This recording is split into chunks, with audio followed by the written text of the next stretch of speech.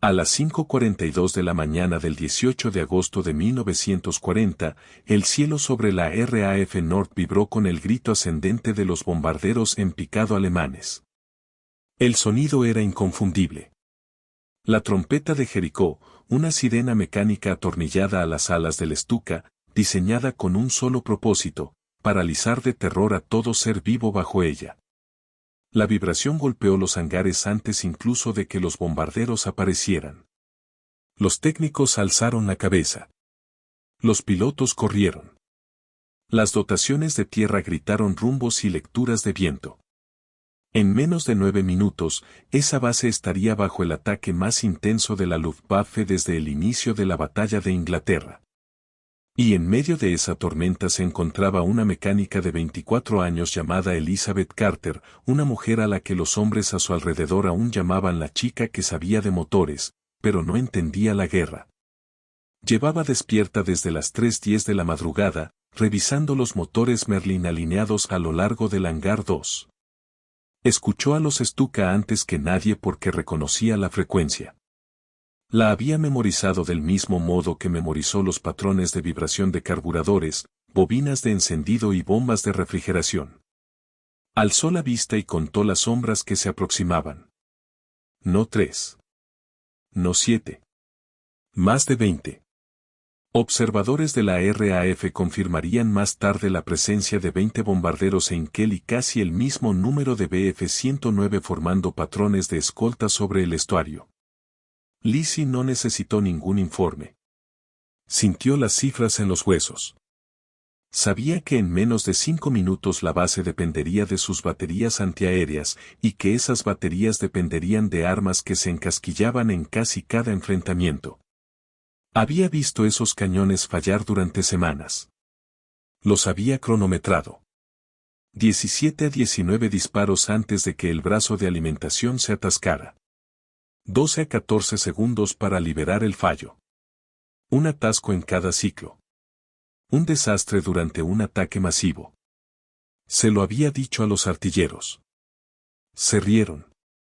Se lo dijo al personal de ingeniería. Le dijeron que se concentrara en los motores. Se lo dijo al oficial al mando. Él sonrió con amabilidad, de esa forma en que los hombres sonríen a las mujeres en las fábricas durante la guerra, y luego se marchó. Pero ella también había observado el patrón de los casquillos expulsados al golpear el hormigón. Vio ángulos que nadie más veía. Midió la desviación, 2 milímetros. Esa era la diferencia entre una rotación limpia y un atasco catastrófico. Y 2 milímetros bastaron para que decidiera que los hombres estaban equivocados, y ella tenía razón. A las 5:44 de la mañana, las primeras bombas impactaron en el lado sur de la base. La onda expansiva lanzó grava a través de la línea de vuelo. Jerrycans a medio ensamblar temblaron como animales esperando el sacrificio. Los artilleros corrieron a sus puestos. Los oficiales gritaban órdenes. Alguien pidió a gritos cajas de munición. Alguien más gritó que el radar detectaba otra oleada detrás de la primera. Lizzie lo oyó todo, pero ya estaba en movimiento, zigzagueando entre andamios que colapsaban y chapas metálicas que se doblaban, avanzando no hacia un refugio, sino hacia el foso antiaéreo, donde el arma que había construido en secreto permanecía oculta bajo una lona. Llegó a las 5:46 de la mañana. El suelo temblaba. El polvo caía de las estructuras metálicas sobre su cabeza. Un cabo la miró como si estuviera loca. Ella lo ignoró, arrancó la lona y dejó al descubierto la máquina que había ensamblado tras 21 noches de horas robadas. Un arma rotatoria de múltiples cañones que apenas pesaba 20 kilos, el arma que sus colegas habían despreciado como un juguete. Hizo girar los cañones con la mano. Rotación suave, sin rozamientos. La alineación que había ajustado al tacto seguía siendo perfecta. Comprobó la ruta de alimentación, limpia. Comprobó el soporte de retroceso, firme. Revisó las cintas de munición, cargadas con proyectiles que había limpiado a mano uno por uno para evitar microrebabas. Había hecho todo eso porque sabía que la batalla que demostraría que tenía razón llegaría sin aviso, sin preparación y sin permiso. 5:47 de la mañana. Sirenas. Gritos. El patrón de explosiones cambió cuando la segunda oleada cerró formación. La Luftwaffe había volado más de 800 salidas en las 24 horas anteriores. Las dotaciones de tierra británicas estaban exhaustas. Los hombres que operaban los viejos cañones de 3 pulgadas llevaban despiertos casi 30 horas. Les temblaban las manos. Sus armas se atascaban. Su miedo estaba justificado. Lise observó a un Heinkel cruzar la línea de árboles a menos de 4.000 pies de altura y a más de 200 millas por hora. Las compuertas de la bodega de bombas ya se abrían. Sabía que las tripulaciones alemanas no esperaban resistencia. Habían estudiado RAF Northfield.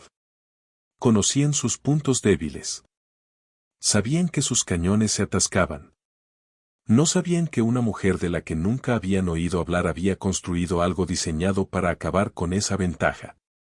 Lise agarró la manivela, afirmó los pies y tomó una sola bocanada de aire. Sin vacilación. Sin miedo. Sin pedir permiso.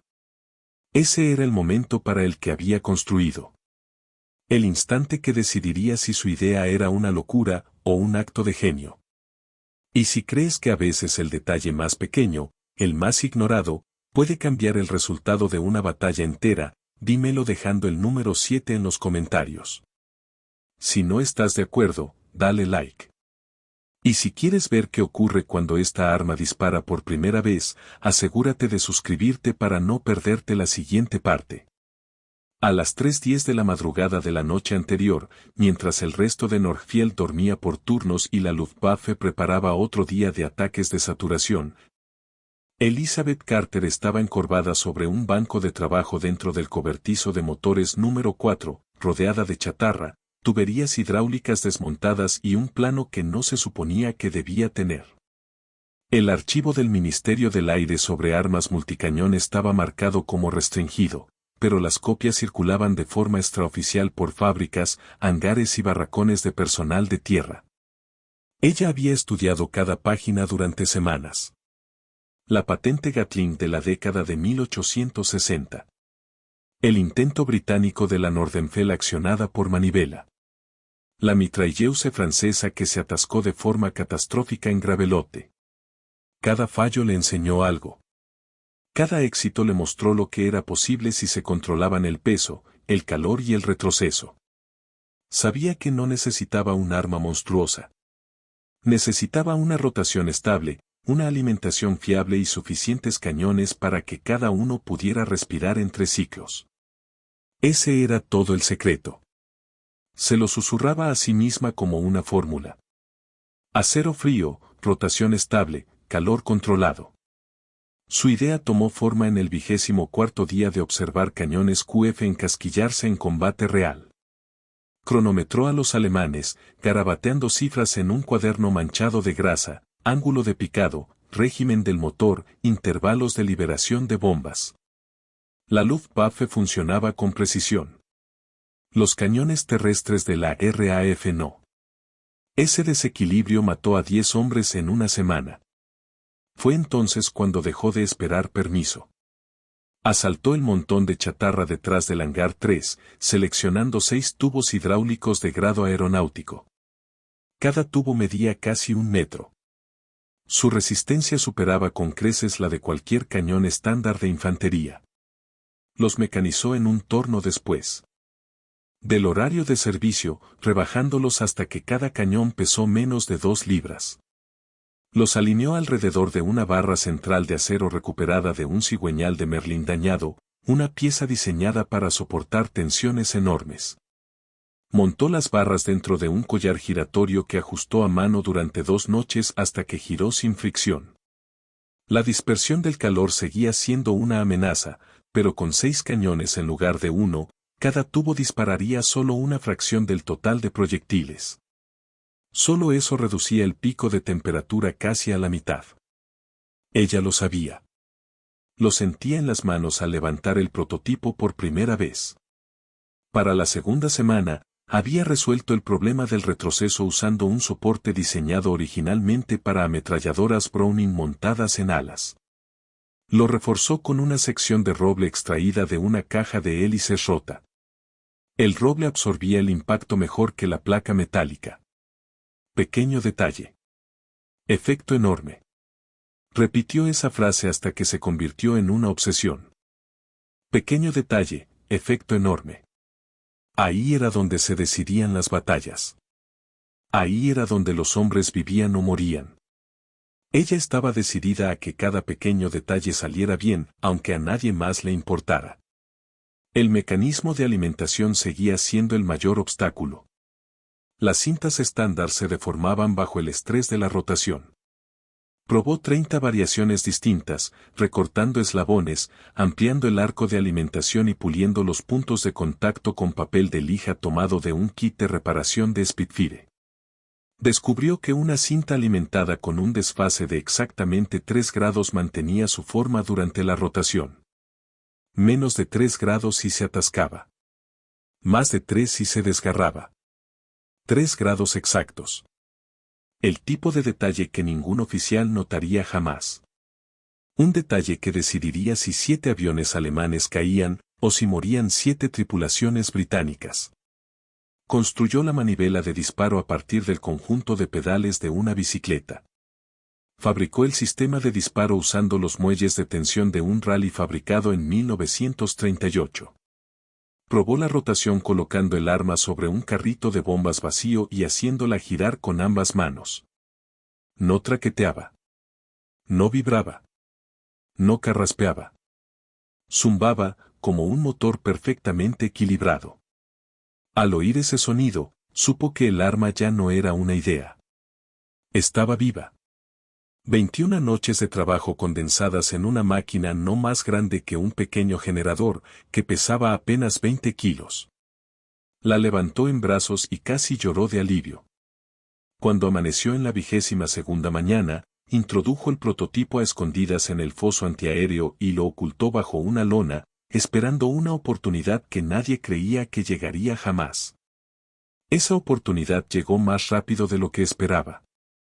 A las 6:50 de la mañana del 17 de agosto, el radar cerca de Fornice detectó una formación de casi 60 aeronaves de la Luftwaffe dirigiéndose hacia la zona de defensa de Londres. Fue la primera señal de que se acercaba el día más duro. El comandante de la base de Northfield emitió alertas de preparación. Las dotaciones revisaron percutores, cintas de munición, presión de aceite y engranajes de elevación. Carter tomó notas de cada fallo que presenció. Un cañón falló durante una prueba en frío. Otro carecía de lubricación. 2 tenían vainas sueltas en la recámara. Cronometró todo. Los ciclos de atasco promediaban 13 segundos. Un solo atasco en combate podía permitir que un bombardero atravesara el perímetro y destruyera hangares enteros. Los números no mentían. Cuando finalmente propuso su arma, su mini Gatling, el personal de ingeniería la descartó. Demasiado ligera. Demasiado compacta. Demasiado experimental. Un oficial le dijo sin rodeos. No sobrevivirá más de 10 segundos de fuego sostenido. Otro añadió. Aunque lo hiciera, nadie autorizará a una mujer a dispararla. Y aún así, ella observó caer las bombas día tras día. Vio despegar jerrycans desde pistas destrozadas. Vio a los equipos contra incendios arrastrar mangueras sobre el asfalto en llamas. Vio a hombres llorar de agotamiento tras 30 horas sin dormir. Vio a la Luftwaffe cerrar su cerco sobre la costa sureste, y vio atasco tras atasco tras atasco. El rechazo solo la hizo más segura. Su prueba definitiva llegó a las 9:17 de la mañana del 17 de agosto. Un ejercicio rutinario de artillería se atascó tras exactamente 18 disparos. Un técnico luchó por liberar el brazo de alimentación. Carter estaba a 5 metros y contó los segundos. 13 para despejar el atasco. 4 para recargar. 2 para apuntar. Eso significaba 19 segundos de ceguera.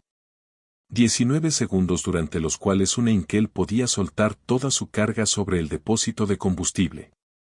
19 segundos durante los cuales un Stuka podía lanzarse en picado sobre la torre de control. Ese fue el número que rompió su paciencia. Regresó al cobertizo de motores número 4, cerró la puerta y trabajó hasta que una uña se le partió. Supo entonces que la única forma de que alguien confiara en su arma sería que la Luftwaffe no le dejara otra opción. Y cuando 20 aviones alemanes rompieron las nubes a la mañana siguiente, por fin vio el momento que había estado esperando. Si crees que tenía razón al construir el arma, incluso sin permiso, dímelo dejando el número 7 en los comentarios. Si crees que debería haberse apartado y seguir las reglas, dale like. Y si quieres ver qué ocurre cuando lleva esta arma al combate por primera vez, asegúrate de estar suscrito para no perderte el próximo capítulo. A las 6:10 de la mañana, el campo de pruebas de Supurine seguía envuelto en una neblina gris y fría. Ese tipo de luz del amanecer que aplana todas las formas y hace que incluso soldados entrenados duden de lo que están viendo. Las olas golpeaban el muro de hormigón con un pulso lento y rítmico. El viento traía el eco metálico de ejercicios de artillería lejanos. El aire olía a sal, cordita y aceite quemado. Los técnicos permanecían junto a los marcadores del campo, con portapapeles en mano. Un oficial consultó su reloj de bolsillo 2 veces, impaciente. Nadie allí sabía que estaba a punto de presenciar algo que no debería haber existido, un arma construida por una mujer sin autorización, financiación ni aprobación institucional. Solo sabían que el comandante Harris quería zanjar el asunto de una vez por todas. A las 6:13 de la mañana, Elizabeth Carter salió al campo con su prototipo colgado bajo el brazo. 20 kilos de acero, roble y terquedad. Los oficiales la observaron fijamente. Ninguno ocultó su escepticismo. El cabo encargado de supervisar la seguridad murmuró: si esa cosa explota, espero que ella esté lo más cerca posible. Carter fingió no oírlo.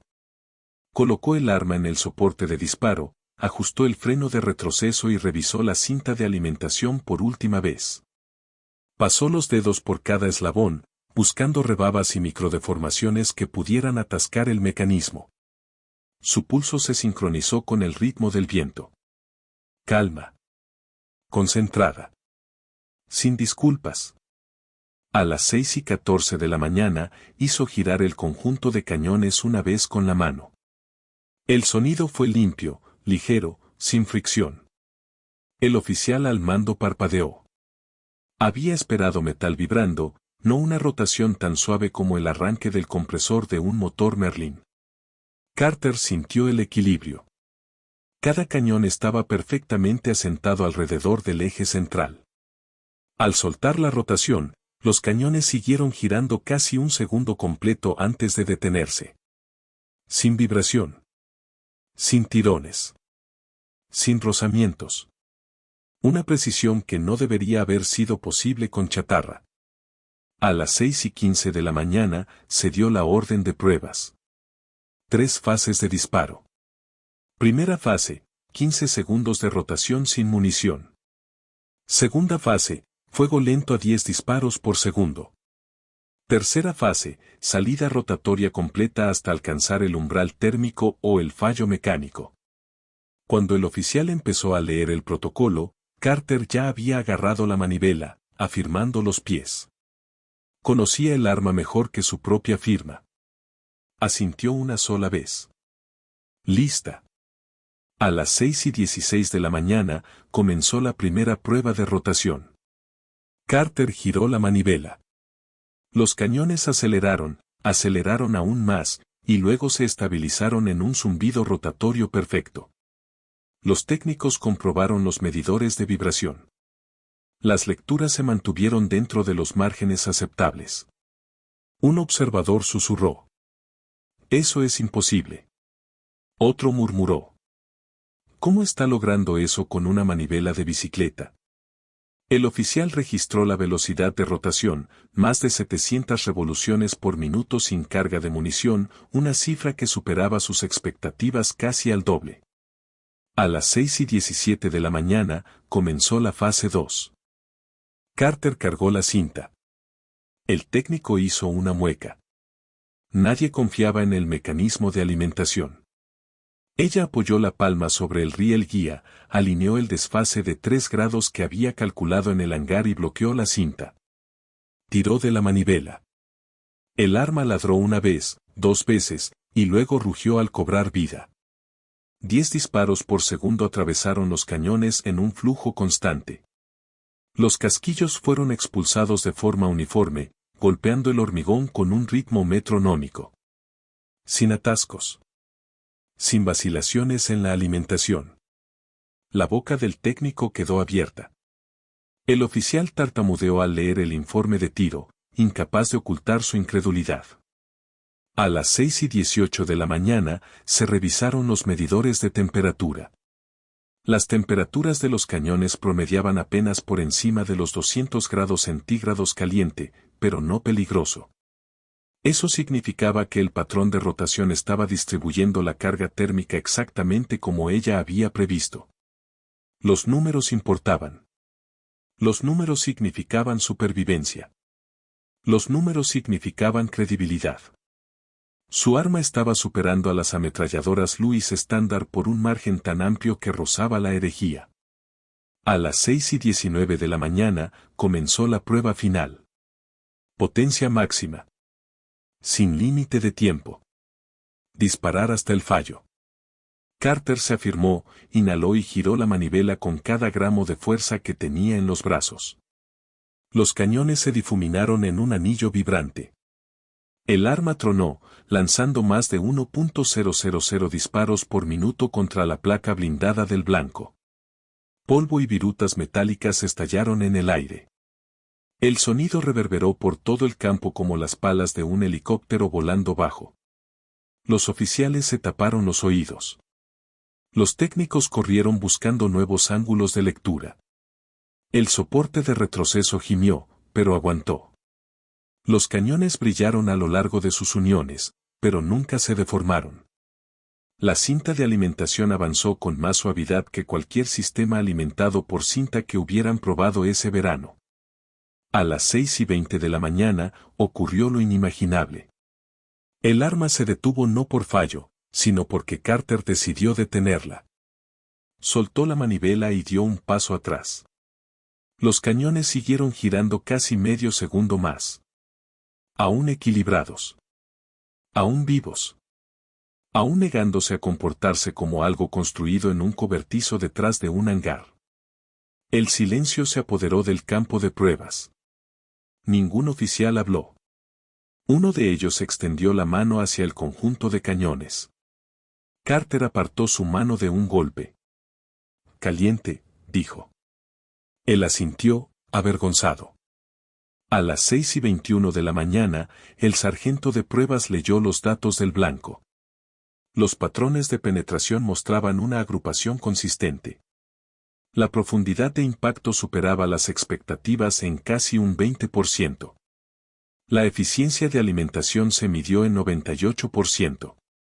La tasa de atascos fue 0.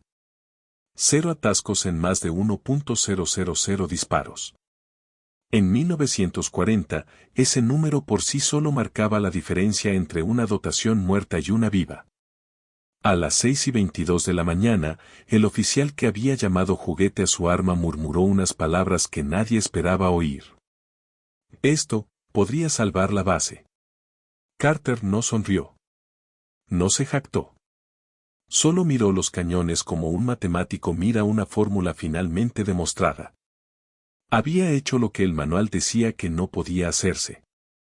Había hecho lo que las normas prohibían y lo que la guerra exigía.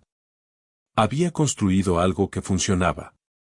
Si crees que la innovación no espera permiso, deja el número 7 en los comentarios. Si crees que el oficial tenía razón al dudar de ella, dale like. Y si quieres ver qué ocurre solo unas horas después, cuando esta arma se enfrenta a aviones alemanes reales en combate real, asegúrate de estar suscrito para no perderte el próximo capítulo.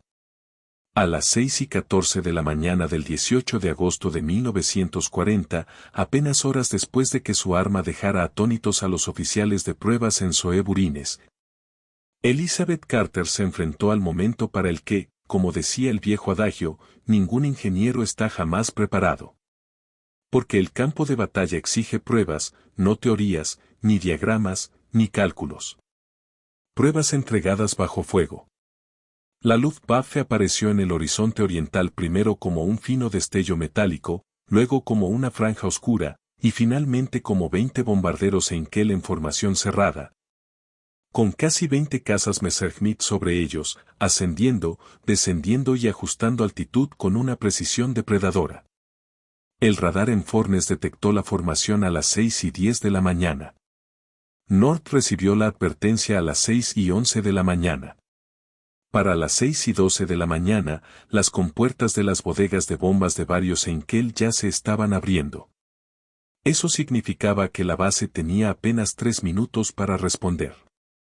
3 minutos para dotaciones que llevaban despiertas más de 30 horas. 3 minutos para cañones que se atascaban en cada enfrentamiento. 3 minutos para un arma en la que nadie creía, excepto la mujer que la había construido. A las 6:16 de la mañana, las primeras bombas cayeron sobre el depósito de combustible del perímetro, estallando en una columna de llamas amarillo-blancas de más de 12 metros de altura. La onda expansiva lanzó a los hombres al suelo y reventó las ventanas del hangar 2. A las 6:17 de la mañana, la torre de control perdió parte de la energía. A las 6:17:20, la segunda oleada rompió formación e inició su secuencia de picado. Las sirenas aullaron. Los jerrycans corrieron hacia las pistas. Las dotaciones de tierra empujaron carros de munición con manos temblorosas. Los oficiales gritaban, lanzando coordenadas de cuadrícula entre el estruendo. En el foso antiaéreo cerca de la esquina suroeste del campo, Carter estaba sola junto a su arma, envuelta por el humo ascendente. La lona yacía descartada detrás de ella como la piel de una criatura, por fin lista para desprenderse de su disfraz. A las 6:17:40, un cabo gritó. Cañón 3 fuera. Atasco en el brazo de alimentación. Otro gritó. Cañón 1, fallo de disparo. Despejando ahora.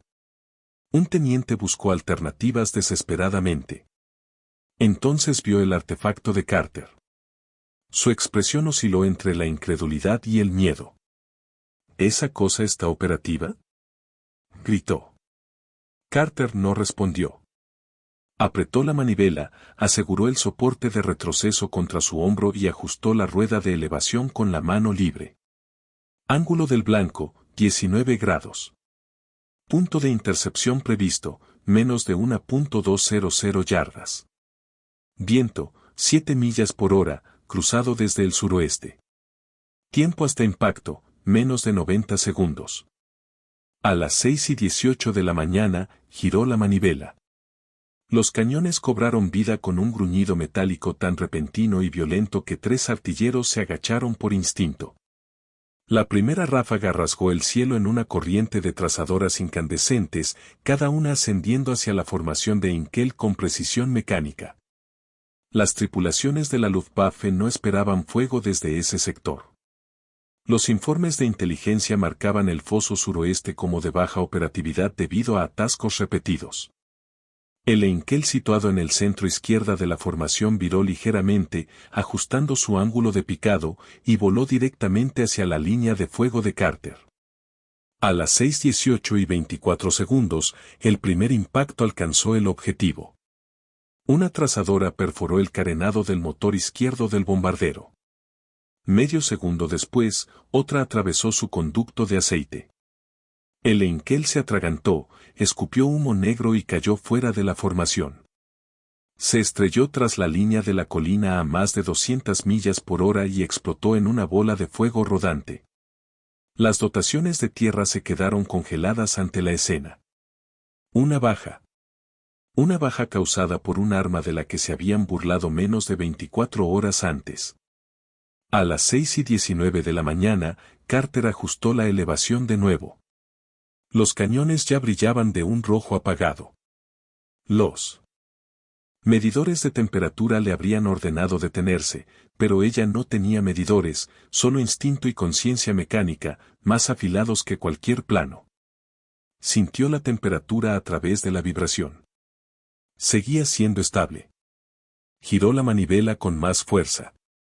El arma escupió una segunda tormenta de fuego, casi 15 disparos por segundo. Un Messerschmitt se lanzó en picado hacia su posición, con su cañón MG-37 destellando. Las balas levantaron tierra alrededor del foso. Un técnico le gritó que se cubriera. Ella lo ignoró, giró todo el conjunto 3 grados a la derecha y disparó una ráfaga sostenida que alcanzó la parte inferior del ala derecha del caza. El piloto intentó remontar, pero el fallo estructural se propagó a lo largo del ala como un desgarro. El caza entró en espiral descendente, dejando una estela de humo, y se estrelló contra la arboleda. 2 bajas. A las 6:19 y 53 segundos, 3 Heinkel pasaron por encima a una altitud justo por debajo de los 4.000 pies. Liberaron otra oleada de bombas. El suelo tembló. Trozos de hormigón salieron despedidos.